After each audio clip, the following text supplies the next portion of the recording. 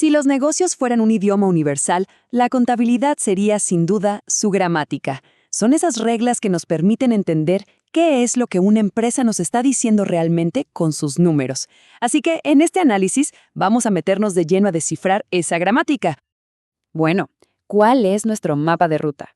Primero, vamos a entender las reglas del juego que definen la contabilidad, comenzando por su regla de oro, la equidad. Después, vamos a desglosar los principios generales que lo arman todo, veremos cómo se aplican en la vida real y al final nos preguntaremos por qué este sistema es tan, pero tan crucial para la confianza en nuestra economía.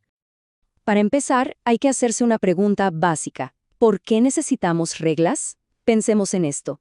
En cualquier negocio, desde invertir en una compañía hasta pedir un préstamo, todo, absolutamente todo, se reduce a una sola palabra: confianza. Y esa es la pregunta del millón, ¿no? ¿Cómo saber si los números que nos muestra una empresa son un reflejo fiel de la realidad? La única respuesta posible es tener un conjunto de normas compartidas, un acuerdo común que garantice que todos estamos hablando el mismo idioma financiero. A ver, este sistema se organiza como una pirámide, en 3 niveles. Arriba de todo, en la punta, hay un principio fundamental que es la guía para todo lo demás. Debajo están los principios generales, que son como los ladrillos que construyen la estructura. Y en la base, las normas particulares para casos más específicos. Es una jerarquía pensada para que todos, sin importar el tipo de negocio, sigan el mismo plano. Ahora sí, subamos a la cima de esa pirámide. ¿Cuál es ese concepto que funciona como la brújula moral de toda la contabilidad? Es uno muy simple en su idea, pero increíblemente poderoso: la equidad. Equidad, en simple, significa equilibrio.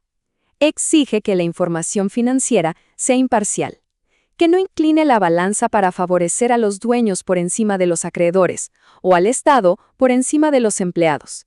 Los números deben contar una historia justa para todos los que tienen algo en juego. Y ojo, esto no es una interpretación.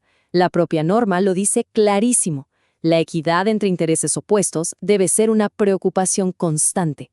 Esto nos recuerda que la contabilidad es mucho más que solo sumar y restar. Es un acto de equilibrio para que la historia que se cuenta sea veraz y justa para todos. Muy bien. Con la equidad como nuestro cimiento, ahora sí, veamos cómo se construye el resto del edificio. Vamos a explorar los principios generales, que son los pilares que sostienen cualquier informe financiero que veamos. El primer grupo de principios sirve para algo básico: definir la cancha. Responden a la pregunta: ¿de quién y de qué estamos hablando exactamente? Aquí hay un punto que es crucial: la separación. El principio de ente nos dice que la empresa es una entidad completamente aparte de sus dueños. O sea, el patrimonio del negocio es del negocio y el patrimonio del dueño es del dueño. Son 2 cosas distintas. Así podemos analizar la salud de la empresa sin que se confunda con las finanzas personales de quien la dirige. Este principio es, básicamente, un voto de confianza. Nos dice que, salvo que se aclare lo contrario, vamos a asumir que la empresa va a seguir operando en el futuro. Y esto es clave, porque cambia por completo cómo valoramos las cosas. No es lo mismo el valor de un edificio para una empresa que lo va a usar por años que para una que está por cerrar y necesita venderlo ya.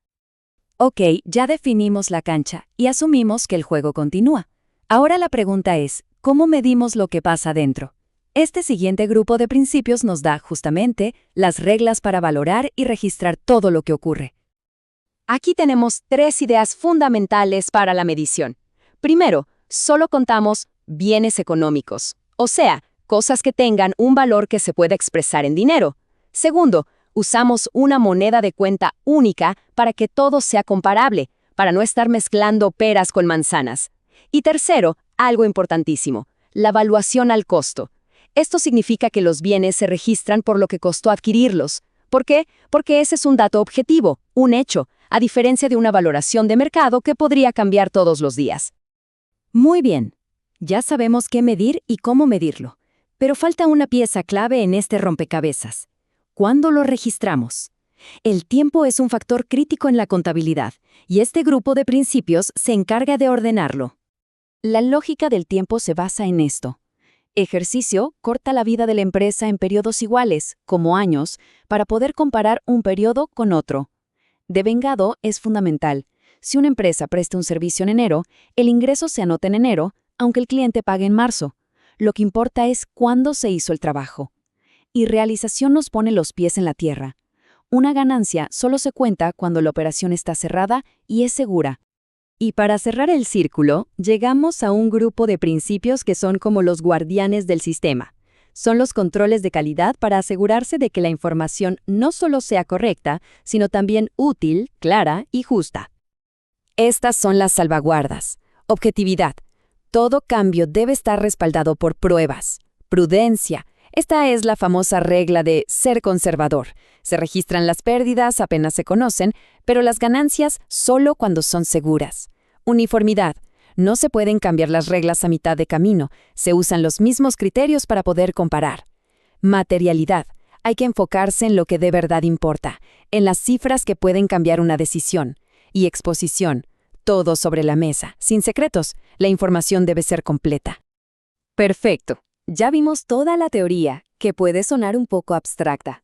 Pero ¿cómo aterriza todo esto en el mundo real? En cosas que podemos ver y tocar. Vamos a ver un ejemplo. Usemos el principio de evaluación al costo. No se trata solo del precio que dice la factura. Para una máquina, el costo real incluye lo que se pagó por ella, más todo lo que costó instalarla y dejarla lista para producir. Lo mismo con un edificio. Se suma el precio de compra, los gastos legales, las comisiones, todo. O con un terreno. Si hubo que nivelarlo o hacerle mejoras, eso también es parte del costo. La idea es registrar el desembolso total para que ese activo esté 100% operativo.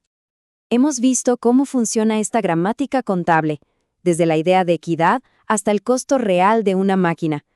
Pero demos un paso atrás y miremos el cuadro completo. ¿Por qué es tan fundamental este sistema de reglas? Y es que no estamos hablando de ideas que flotan en el aire. Fíjense, estos principios tienen nombre, apellido y fecha de nacimiento. Fueron adoptados formalmente, como en esta decisión número 1 de 1979, son un acuerdo social y profesional real, el cimiento sobre el que se construyen los negocios. Y todo esto nos lleva, inevitablemente, a la pregunta final. Pensemos por un momento, sin este lenguaje común, sin esta gramática que todos aceptan, ¿cómo podría funcionar nuestra economía? ¿Cómo podrían los inversionistas confiar, los bancos prestar o los gobiernos recaudar impuestos de forma justa? Estas reglas no solo son para contadores, son el sistema operativo invisible que permite que la enorme maquinaria de la confianza económica funcione.